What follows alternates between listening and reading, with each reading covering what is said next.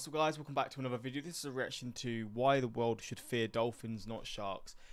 I mean, I've definitely heard how dolphins are a lot more vicious, or in terms of in the ocean to other creatures, they are very bad. Like they're not as nice as they seem to be on the outside, as humans sort of perceive them. But at the same time, you've seen recently there's been a lot of shark related incidents. So I mean, I guess if it comes to it, sharks are the apex predator, but in terms of just being a little rat to other creatures, I feel like dolphins, I don't know what they do, but I've just heard through previous reactions that dolphins aren't as, I guess, we perceive them, you know. So yeah, we're going to check this out. I don't really know what they are like and things that they do, but I'm sure this video will explain it. And yeah, hopefully going to enjoy. Links are in the description to my Patreon if you want to see some more of my reactions, but let's check this out and see how they compare. Dolphins have been known to play with themselves by wrapping live wriggling eels around their dolphin doorknobs. Oh, Dolphins play with them? Wait, what?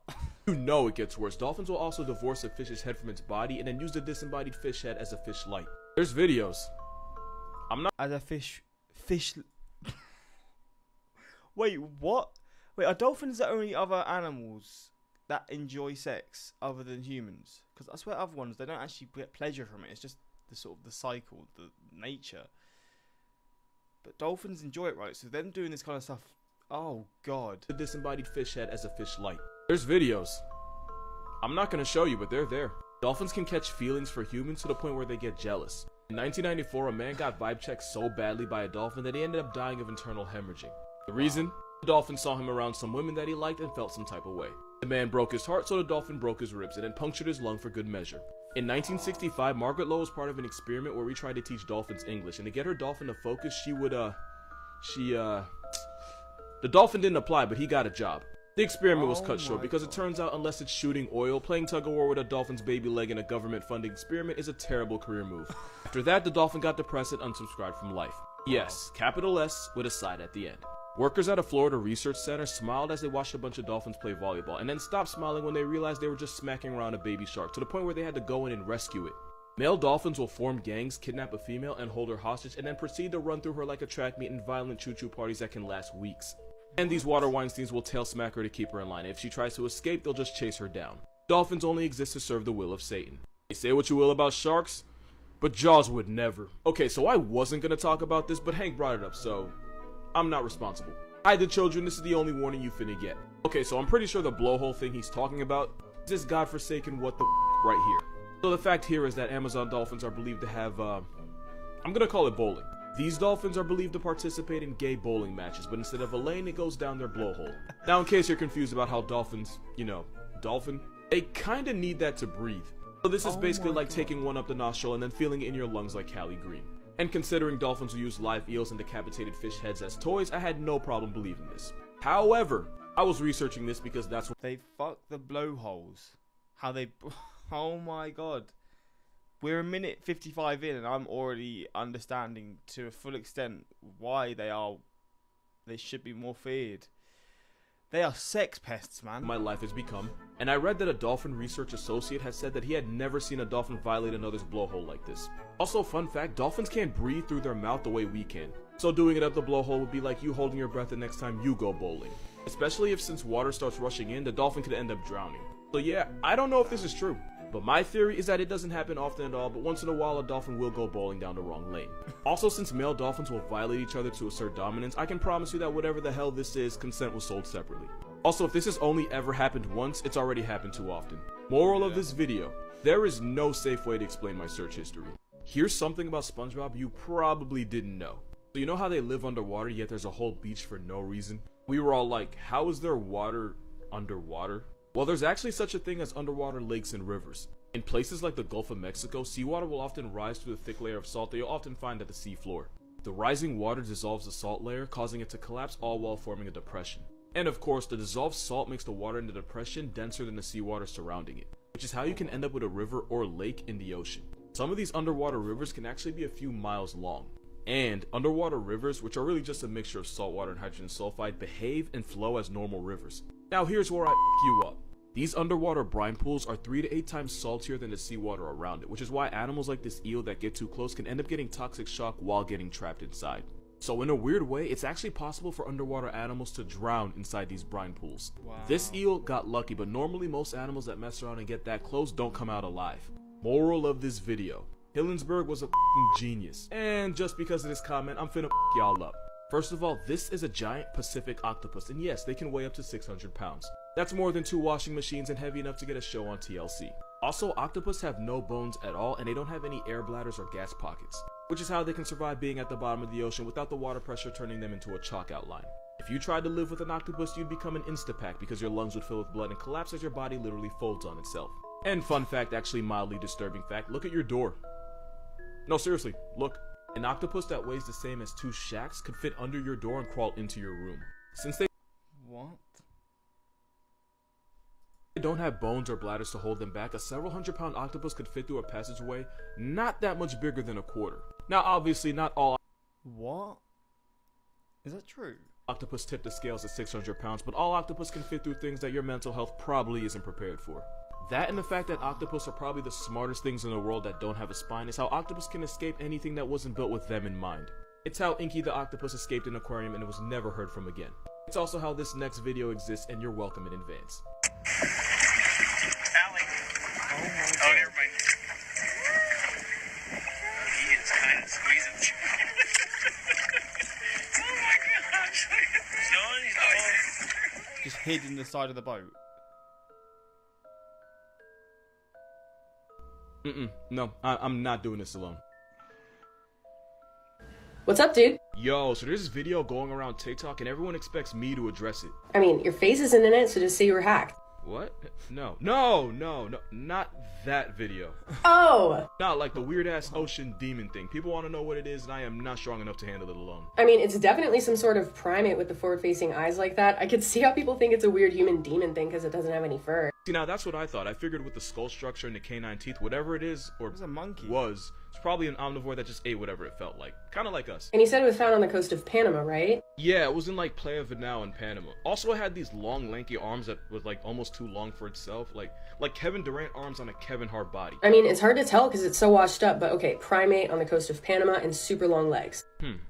Okay, hear me out. It's gotta be like a spider monkey or something, right? I mean, that only makes sense. Or maybe a howler monkey, and it's super bloated, so it probably got cocky, went in the water, and drowned. It'd be like that. And now it's the second ugliest thing in the ocean. What's the first? I'm gonna let that one slide. Peace out. Aight, good looks. Wait, what video did you think I was talking about? There are some things you've probably never seen before. This isn't Photoshop. This is an actual pink manta ray. It was recorded swimming in the Great Barrier Reef off the coast of Queensland, Australia. And apparently this pink UFO is the only known one in the entire world. And we don't really know why this thing exists. Like, some believe it gets its color from its diet the same way flamingos do. But if that were true, then you'd wonder why we haven't found more of them. But the best guess is that it's caused by a mutation that affects pigments. Plus, some things in Australia just don't need an explanation. Look at the size of its mouth. Because being in Australia is the explanation. A yellow penguin. This is a king penguin, and just for reference, that is what they're supposed to look like. Wait, so that's the kid. Wait, what? But it's believed that this blonde bird is leucistic.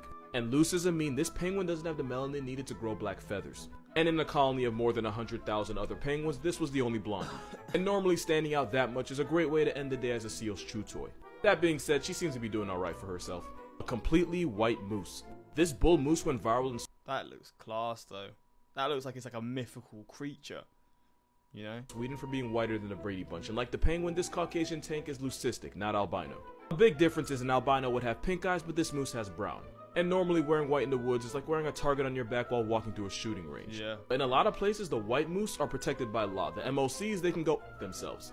Fun fact, in Canada, it's illegal to take the life of a moose that's more than 50% white in color. You can be Fucking hell. 7 feet tall with antlers and body odor and still have white privilege. Now, ain't that a Here are some more things that you've probably never seen before. Yes, that is a polka dot zebra. It was first seen in 2019 in Kenya when it was just a baby, and apparently it's the first of its kind to ever get caught on camera. The reason for this Klondike horse is because of pseudomelanism, which causes dark spots and stripes to cover most of an animal's body. And it's called pseudomelanism because this is what full-on melanism looks like. Zebras like this are so rare because without normal stripes, it's easier for them to get picked off by predators and they're more vulnerable to disease-causing flies. That being said, to my knowledge, it's still alive. Her name is Tira, and there she is with her mama. A white giraffe, aka proof that shiny polka. What the fuck? I did not know animals could have these sort of skin pigmentations or whatever. Fur pigmentations even. Pokemon really do be out here. And just like the other animals, this giraffe has leucism, which causes it to lose most of its skin pigmentation. Because we simply refuse to have nice things, most Caucasian giraffes end up getting turned into trophies by poachers. You can tell a lot about a man by the animals he kills. The bigger and more rare the animal, the more likely he buys jockstraps from Baby Gat. But it's not all bad. To keep this Snow White giraffe alive, rangers put a GPS tracking device on him so they could always watch over him. And now we have this snake right here. This is a piebald python, and piebald is when an animal has patterns of unpigmented spots on pigmented hair or skin, or in this case scales. An example would be this equality symbol of a horse, since the white parts are the unpigmented sections. If it helps you remember, the word piebald is because the white patches of skin or scales are considered the bald part. And you can actually own one since people started breeding piebald pythons as pets. Wait, you can breed them? What the fuck? I thought it was just chance. I have no idea how long it took me to say that sentence. If you know someone that hates snakes, show them this baby piebald and watch how fast they fold. I can personally guarantee you it's cuter than any snake you've ever dated. According to zookeepers, here are the animals you actually have to worry about.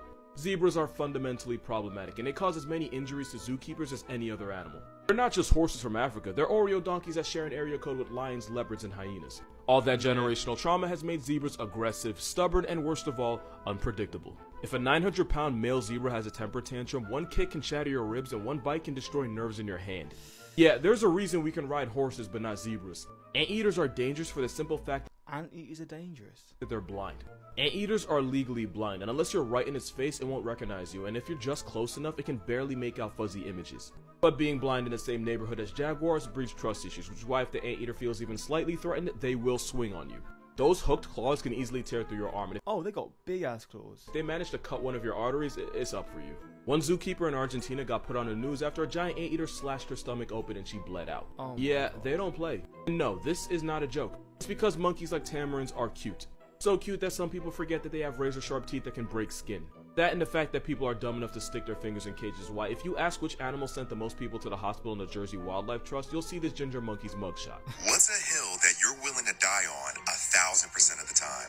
Zebras are black with white stripes, and nobody ever believes me when I say it. I already know what you're gonna say before you say it, but hear me out. Their stomachs might be white, but that's just their fur. If you shave a zebra completely, their skin will be black. And if you think I'm lying, one of the only parts of a zebra without fur is its snout, and it's black enough to get a pass. But if you really want me to be a nerd about it, zebra fur grows from follicles that have melanocyte cells, which gives them their color. But the white part of a zebra's fur is where the melanocytes are deactivating, meaning it's only white because there aren't any pigments. Which means a zebra's default color is actually black. Which means this biracial donkey, which isn't a joke by the way, zebras are closer to wild donkeys than actual horses, just saying.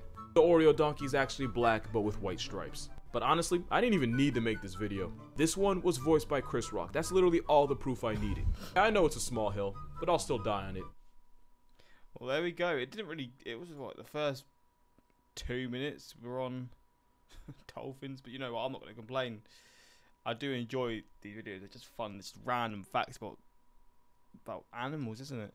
My fiance doesn't understand why I'm scared of dolphins and apes. When a lion or bear attacks you, it's just doing what it's hardwired to do. But these, they make the conscious decision to co-sign your grave. Yeah, it's true. They get enjoyment from it. I've heard dolphins being described as having the intellect of a human, but none of the morality. That's a scary ass thought.